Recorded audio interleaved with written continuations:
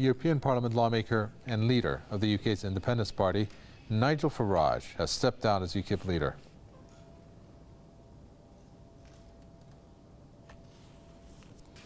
I came into politics from business because I believed that this nation should be self-governing.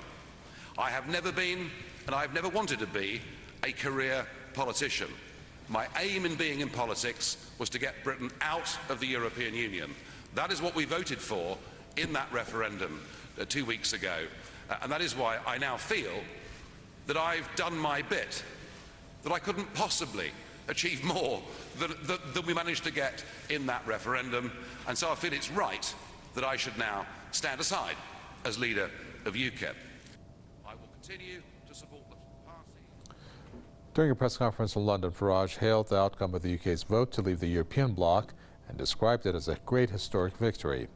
The member of EU Parliament, who was one of the leading forces behind the Brexit vote, also called for a strong team of negotiators to lead Britain in the upcoming talks with the European Union. The outgoing UKIP leader added that the next Prime Minister should be a figure from the Leave camp and that he or she should cut clear red lines while holding talks with Brussels. Farage mentioned that he would continue his job as a member of the European Parliament for the time being. Marcus Papadopoulos is the publisher and editor of Politics First, joining us from London.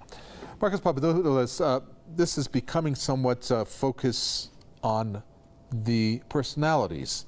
In particular, Nigel Farage today from UKIP resigning as a party leader, and of course Boris Johnson, two leading voices of the Leave camp. It has led to many in the UK to wonder why they would have departed in the form and fashion that they have. Why do you think they have done it so? Well, I think history will judge Nigel Farage as someone who played a pivotal role, a leading role in Britain's decision to leave the European Union.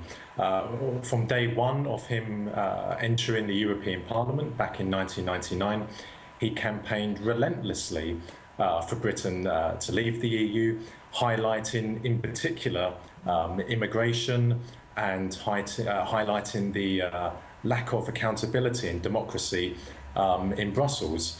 However, it was inevitable leading up to the referendum that one way or another, Nigel Farage's future, and indeed UKIP's future, would be decided.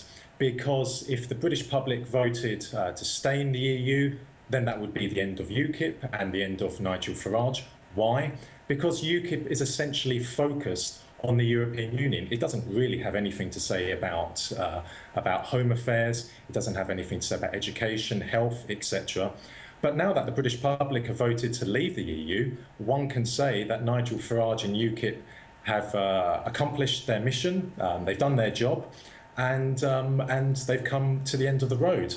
But it's also important to say that Nigel Farage is a populist politician, and while he has raised issues about legitimate questions such as immigration, he's done so in a very jingoistic way, a very nationalistic way, and a very ignorant way. And a lot of the people who like him in Britain, especially in England, they're not so well educated, and they're easily influenced by grand statements, grand assertions by Nigel Farage. And of course, many people in Britain considered it embarrassing recently when Nigel Farage stood up in the European Parliament in his farewell speech, we could say, and said that no one in the European Parliament had ever had a proper job in their lives. Well, ironically, sitting a couple of rows behind him was a heart surgeon. So yes, today Nigel Farage has said he's leaving, but of course he's not going to be giving up his job at the European Parliament yet, which brings with it a salary of something like £100,000 a year. Well, if we were to look at now the field of candidates that have pretty much been sealed in terms of their fate into that race, there's 5 of them now. We can mention Theresa May and, of course, Michael Gove. What do you think of these candidates? Are they the ones that will be able to, I guess, when a push comes to shove, get the most that they can out of the EU in terms of negotiations that would benefit the UK? Well, that's the $64,000 question, isn't it? There's a big question as to whether Britain will actually leave the European Union. Let's not forget that for Britain to leave the EU, the Prime Minister of the country has to invoke Article 50. And Article 50 has to be approved by the Houses of Parliament, meaning the House of Commons and the House of Lords. Now, in the House of Commons, something like 2/3 or 3/4 of the House of Commons are pro-EU.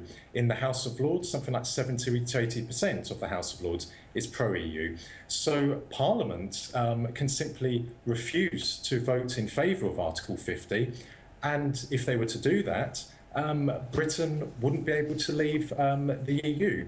So if we have a look at the candidates, the main front runners, they're two women, Theresa May, the current Home Secretary, and Andrea Leadsom, the current Energy Minister. Theresa May is pro-EU. Andrea Leadsom is fiercely anti-EU. Naturally, Andrea Leadsom has said that she will implement Article 50. Theresa May, on the other hand, has said that Brexit means Brexit. However, as we know in politics, nothing is ever what it seems. Things can change. Theresa May has said there won't be an early general election. And of course, if the British economy continues to take somewhat of a battering, which it currently is, she could say in 2-3 years' time that leaving the EU is simply not in the interests of Britain, of the ordinary British person, and therefore the country shouldn't leave. And of course, she could quite rightly, legally speaking, say that the referendum result was merely advisory. It wasn't legally binding. It is merely advisory, there to advise Parliament. But Parliament has no legal reason to go along with the referendum results.